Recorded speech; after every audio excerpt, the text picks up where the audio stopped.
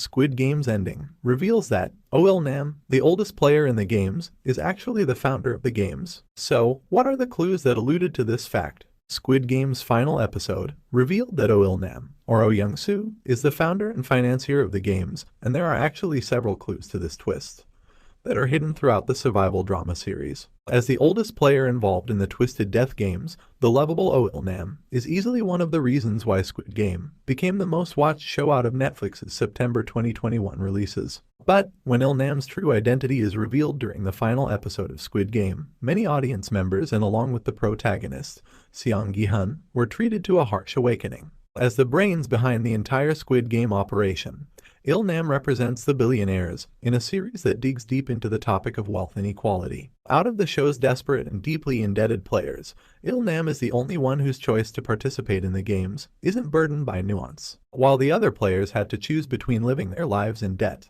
or risking their lives in Squid Game for the chance to win a fortune, Nam was just literally there to try and have some fun. There are many clues that point to Nam being much more than he appears to be. However, the old man certainly knew how to keep his secrets until the last moment. Prior to that, he was just the lovable old man whom Squid Game used to pull audiences' heartstrings. But on the second viewing of Squid Game, the clues about Nam's true identity become much more obvious. Nam's numeric designation means that he was the first player chosen for the game. While this fact is taken for granted at the start of Squid Game, it's slowly revealed throughout the series that the other 455 players are around the ages of 20 to 40. The fact that Nam is the first chosen player, despite being decades older than everyone else, was the first clue regarding his true identity. Also, in the first game of Red Light Green Light, the robot designed to detect flinching Squid Game players didn't target Nam at all. While everyone else's Squid Game tracksuit had a green overlay, Nam and the player near him didn't have one at all. This could indicate that the robot was programmed to spare Nam, which also affected those near him,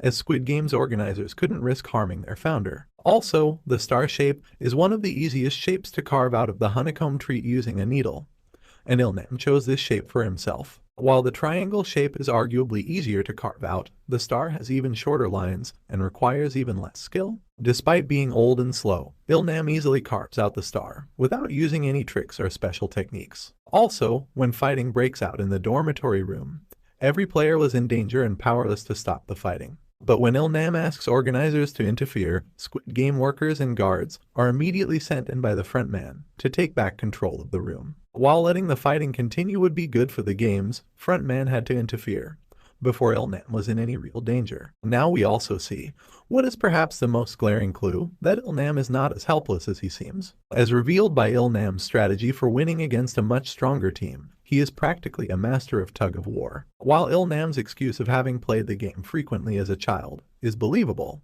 this actually reveals the extent to which he prepared for taking part in the games. Also, how Nam described the neighborhood setting for the marble game was dismissed by many as the mere ramblings of an old man suffering from dementia. But as Squid Game's ending reveals, the setting was an accurate recreation of Nam's old home. This could have been the front man's way of making the marble game even more exciting for the founder of the games. Moreover, the geometric shapes that were on display in the house Nam identified as his home are the same shapes found on the Squid Game cards. And lastly, when the camera pans out to show the dead players after the marble game, Nam's corpse was nowhere to be found. Now, one other clue is that he doesn't have a player profile. This clue rushes by so quickly that very few viewers actually caught it.